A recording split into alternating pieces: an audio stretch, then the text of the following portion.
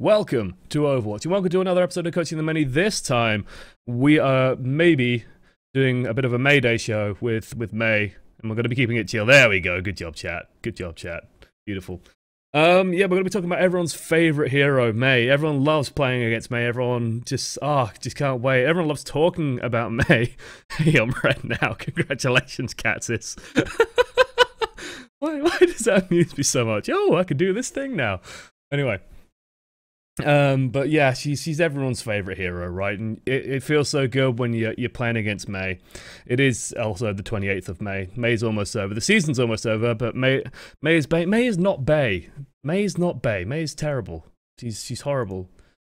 Satan herself. Right, let's get on with the show, because there's actually a whole bunch of things we're going to be talking about. Normally, right, let's talk about sort of picking May. I'll actually just introduce the game first. So we've got Jekyll, who's about 1.5k silver. Everyone in the team is silver. Silver game, King of the Hill, Oasis. And we install up the May. So first things first, let's talk about when you pick May. When is ideal to pick May? When is the optimal May picking time?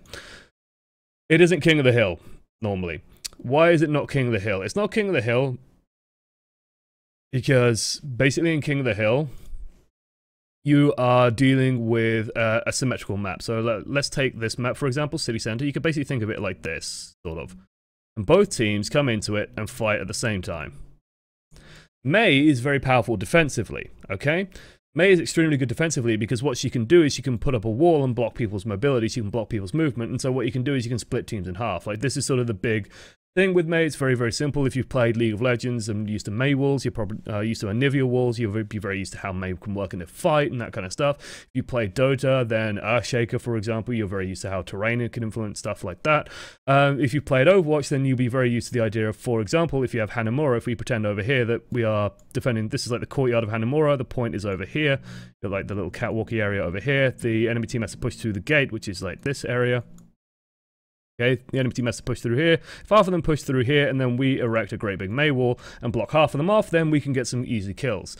So with May, we kind of lack that ability on King of the Hill, but we can still kind of try and find ways to do that in a fight. We can still try and find ways of making that happen and making that work. The other thing to mention about May and King of the Hill is that King of the Hill is a very brawly game mode, so you're generally looking at a lot of fighting in King of the Hill. And what you generally want is heroes that can fight reasonably well. Now, May is extremely good at dueling if she can get into effective range. She's actually extremely strong at dueling. If you play 1v1s, you'll know that May is pretty goddamn powerful. As you can see, this is also on the current patch because she can dance. And we have a Zenyatta and Mercy for healing. This is actually really bad for us because we really want a Lucia, because if you think about effective range for May, you're looking at about close range. She's extremely strong, right? You hit one person with a nick of that freezing effect, they're slowed down. They can't really escape from you anymore without using ability, so you can generally confirm the kill on them. With May's right click, then it's more of a medium range thing. At long range, it's a little bit too distant. It's a little bit too far to actually be able to get stuff done, and so it's a little bit tricky. Got a Rodok coming up. And we instantly use the ice block to block the hook. I'm okay-ish with that. I mean, you have kind of two choices here. If we're feeling brave, what we could be doing is just keep an eye out. The second we see this Roadhog, you press E and you start setting up a wall. And you probably want to put it about here. And then if he throws the hook, you put the wall up instead of using the ice block, because you'd rather have the ice block available just in case you really need it. But just because we're panicked a little bit, then I'm okay with us ice blocking. But what we really want to be doing now is, if you think about what our options are at the moment in terms of these engagement distances, just laying out the very basics, okay? Our engagement options right now is we can stay up here, and we can sort of, you know, duke in and out of this cover, and we can spam right clicks, which, okay. Or we could try run forward and get into the enemy team, and then try and freeze the D.Va, for example, which would be very powerful to do. D.Va actually can't really deal with May extremely well. She can do a lot of damage to her, but it's very hard for her to finish her, and then May can just freeze the D.Va, and D.Va will just explode, because she's got a big head hitbox, and everyone would hit her in the head, which feels really nice. So we have like one or two options here. If we're going to do this run forward, then we really want to be thinking about putting a wall behind the D.Va, because I guarantee you, the D.Va's probably not going to notice, especially at this level of play. The D.Va really is not going to notice. So what she's going to do is rocket and go straight into the wall, and then probably take a second or two, then go up and then, you know, go over the wall. But it's going to take her a moment or two to actually do that movement. So setting up ourselves for that play would be quite nice. If we're going to do this option, where we're just sort of right-clicking, then we want to be a little bit careful. If we're doing this, this isn't useful. It's kind of useful for us to get onto the point, but their team is so strong on the point, and our team isn't really following us. What we want to be doing is trying to isolate something, because all they're doing is just sort of grouping up on the point, and we're not really splitting anything. We're not really getting too much with that wall. Ideally, we could maybe gain some ground with like a Risa moving up during this time, Reinhardt moving up during this time. That would be the ideal. Also, quite nice freeze there with the Diva. Fails her teammate. Feels good, man. Hanzo has already built up a dragon. That's Hanzo for you. This I was actually really happy with. This is actually a really nice wall. Why is this a really nice wall? For the same reason we were talking about earlier. If you engage into these people, we run forward, they're going to run back and they're going to try and escape. You've blocked off one of the escape routes, and then you've really narrowed the area for them to actually get out. So if they really want to get away from you, then they're going to have to go this way. We're also lucky that they don't have a Lucio. If they have a Lucio, we would be having huge problems. I do want to mention that our target priority needs work here. Hopefully everyone saw just what was happening. So, if you think about what we're doing when we're freezing a target, what we're really looking to do is set them up for a perfect easy headshot. So in this situation, where we have someone literally run forward towards us and then stand still, well, congratulations, we've frozen this target. They are also now standing still. This is 200 hit points. This is 400 hit points with a Mercy plugged into the back. The Ana should have been our kill target here. Just very quickly realizing this person isn't moving. And you might be thinking, well, maybe, you know, the cat jumped on the keyboard and I want to be a good Samaritan and not hurt them for doing that. And not you know, punish them for, maybe, you know, they had to look away and do something else, and I want to be a good person. But in these split-second decisions, you gotta just take the kill. As much as I would love to encourage you to be a wholesome, good person and instantly recognize, oh no, this person might not be in optimal conditions to play anymore. There is a video game happening. We need to clear them off the point. We need to get them. That was quite nice, though. These right clicks were perfectly fine, actually. This was good target prio. Perhaps a touch lucky on the headshot, but honestly, this was quite nice to see. What I'd also have liked to see is if you just put a wall here, you actually cut the Ana off and you cut all these people off, and they're actually relatively vulnerable towards you. It means that basically if the Mercy starts running this way, you can block her off with a wall. She can't really escape anymore, and you just kill her. But these were actually really nice, especially that for that second shot. Like, that was really good. Not so keen on the use of this wall, just because we can kind of just pull back. We are a little bit scared, I guess, for the Junkrat. It does save us a little bit. I can let it go. The reason why it's a little bit bad is because we now have Blizzard. And so what you want to be thinking about with Blizzard is... the idea behind Blizzard is you want to cut off the escape routes, and then you freeze everyone. The power of Blizzard is you can trap everyone in a bad position. So what we really want to be looking to do is, if you think about where the enemy team is, like if we use this frame here as an example. Okay, the enemy team is all kind of clustered in this area over here.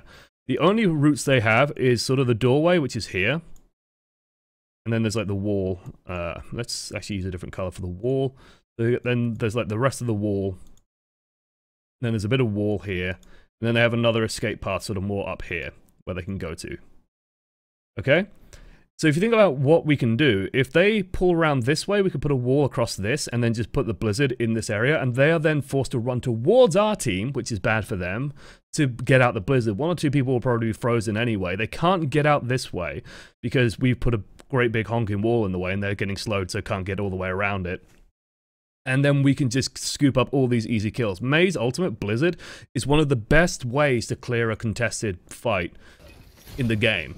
It's extremely powerful if you are in like an overtime game mode. So if you're like playing King's Row and they're pushing the payload in overtime and just going and going and going. If you have a MEI, it's pretty much a guaranteed win. This is why I was so excited when I saw you do this when I was watching the VOD at first.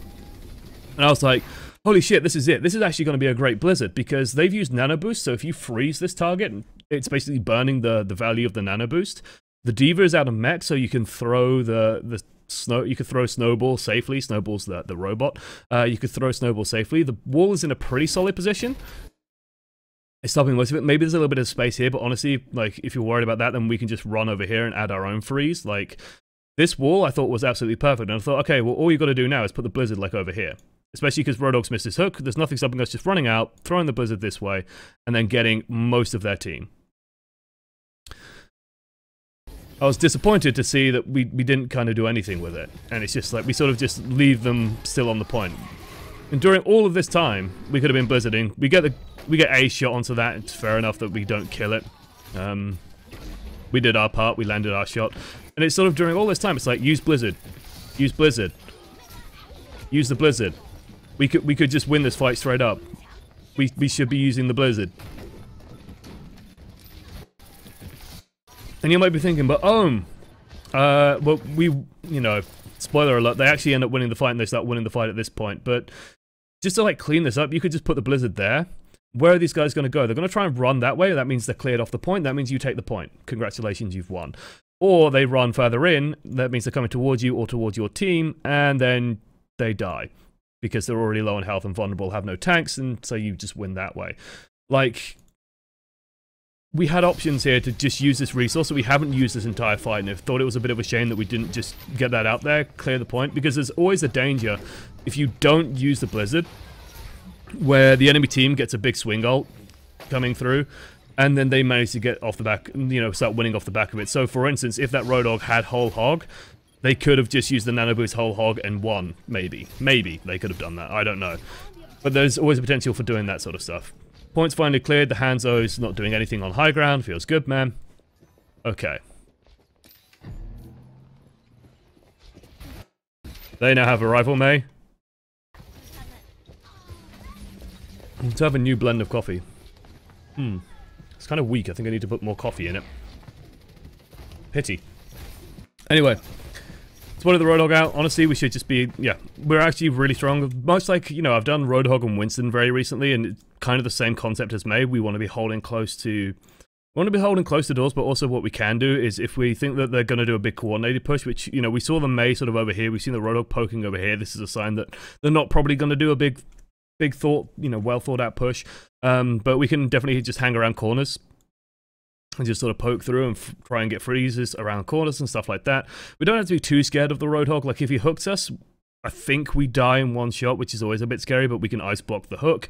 And if he doesn't manage to get the kill shot, then we are perfectly fine. We can't really solo a Roadhog. He's just too durable. It will be very hard to 1v1 that, but he can set him up very easily for other people to come in and help us kill him.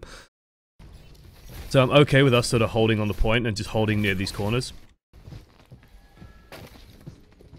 Then just sort of bouncing around between those. Because the problem with what we're doing at the moment is we're not really playing MEI. At this point, like what we were doing there was playing Hanzo. Which might sound a little bit strange to say, but we were playing Hanzo there. We also have a kill opportunity here.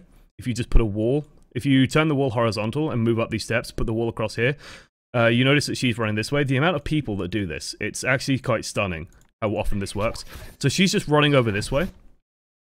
If you just put the wall across here, there's a very good chance she just sort of face plants into it. There's an extremely good chance she just face plants into it. And when she face plants into it, it'll take her a moment or two to go, huh, which way is the exit? And then you just walk up and freeze her and kill her. And then D.Va's not a part of the fight anymore. And honestly, we should absolutely be considering aggressing on this. Because if you look at the kill feed, our biggest threat, the Roadhog, has just died. So Roadhog's not going to be a part of this. We see the Mercy beam. If we just walk up here, we can see that Mercy's pretty much stood about right here.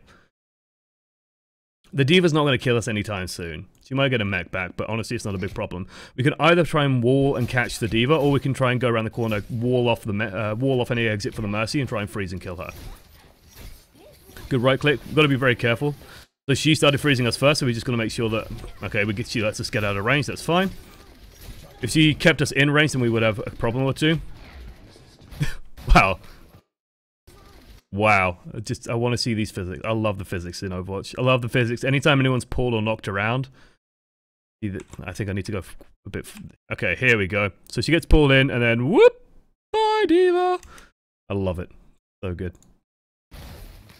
That was their wall, not ours. Good. You didn't block Soldier. We could be helping him. We should be helping him. Why should we be helping him? So if you think about it like this, okay? If we run around this corner, we know that there's a lot of enemies around this corner. We know we have reason to be scared. But the enemies have two choices. They either focus on Soldier 76, who has a tactical visor who's killing everybody. Well, they're probably going to focus on Soldier 76, because if they focus on the MEI who comes around the corner, 76 is just going to kill everyone. Also, 76 went round first. We also heard that the freeze is happening. We know that there's a MEI there. So, for example, if instead of just this moment of indecision where we go up and then we sort of walk away and then we walk back in, if instead we just cleanly went round the corner and as the freeze is coming through, we just put a wall up in front of Soldier, then suddenly he survives. And suddenly we have this resource available for the next fight. Rather than him being dead, we can sure get the freeze on the MEI, but we're forced to run away. Now we have to be a little bit scared. Blizzard comes out. Let's see. I want to watch out for the end of this fight and then we can cover it all. There's this one very fundamental thing that I want to talk about first.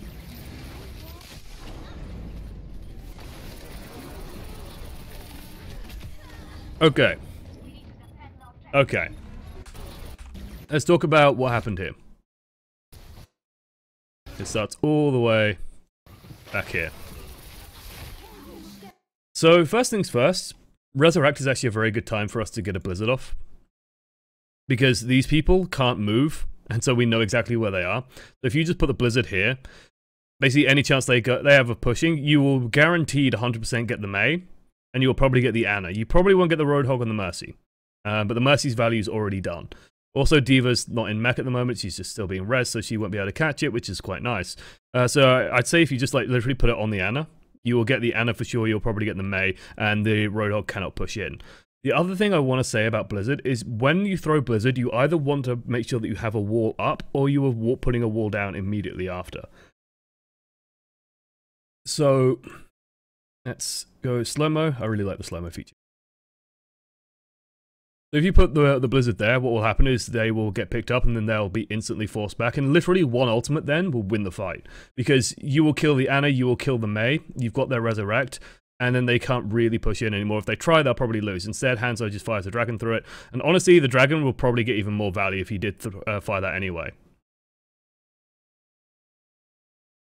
Roadhog should be very, very dead. Discord orb on him. But the fact that, like, where we threw this Blizzard... When did we throw it? We throw it now.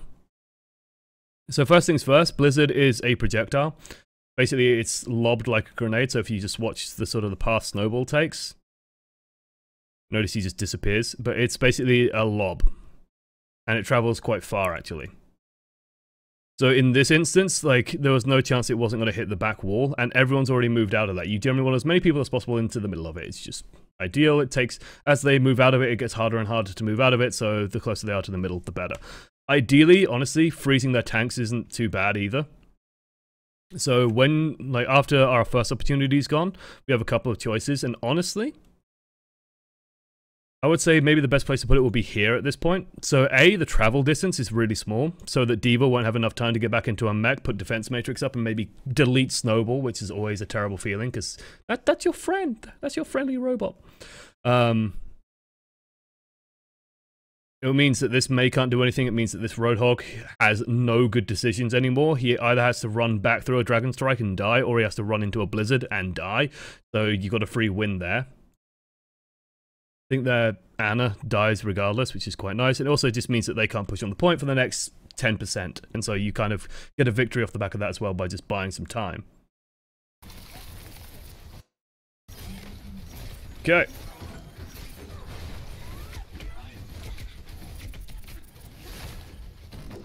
Otherwise, for the rest of this fight, I'm fine with us trying to control the Diva. We should definitely be... So, as the nerf this comes out... Honestly, because we're kind of safe and because everyone else is kind of safe, I would try and put the wall here. Why would I put the wall here? Because if you think about what this Mercy's going to do next, she's going to try and run in and support her team. If you put the wall there, then you literally have a clean run at her, and she can't dash to anyone, so that would be quite nice. We do manage to isolate the MEI, but the MEI isolates us. Okay, fair enough. We get the freeze first, but then a Hanzo Dragon Strike just, like, clips our back. We get cut down, we die. Feels bad, man. People don't contest the point, they take it. Kind of shitty. Kind of shitty for us. Feels bad. But they win anyway. Go figure. And then Hanzo He's having a good time. He's shooting arrows from the high ground. We're giving a bit of a nod as well. There we are. Maybe there's cat hair in the mouse. Who knows? So when we start getting to this point, again, again, we're playing too far back. This is Hanzo mode, again, where we're just shooting arrows at people. We don't want to be back here. We honestly want to be thinking about coming up more here, because they are about to have a big concerted run at the point, okay? When that beeping starts happening, they can hear it and they just go, like, hey, oh, we really need to push right now. We really need to all just sort of dash in. And so we can stop that, and we need to be thinking about stopping that. So when we're pulling back like this, we have to be a little bit sort of, are we in good position? Fine with that wall off because it's 99%. They don't get on the point. So we end up doing the right thing. It's just, I think we could be a bit better positioned for it, and we could be a bit more aggressively positioned for it. And you might be thinking, like, you know, if I'm stood out here, for example, yes, that's a little bit too vulnerable. But if you stood more around here and you're just playing around this corner, you're actually very difficult to dislodge. And there's no reason why we don't control this space. Maybe the Hanzo's a little bit scary on the high ground, but honestly, this Hanzo hasn't hit shit. But he is a Hanzo, so who knows? Otherwise, the wall was good. Could maybe be a little bit further left, but honestly, worked. It served its purpose. They had a Genji. Why the Genji wasn't dashing onto the point, I don't know.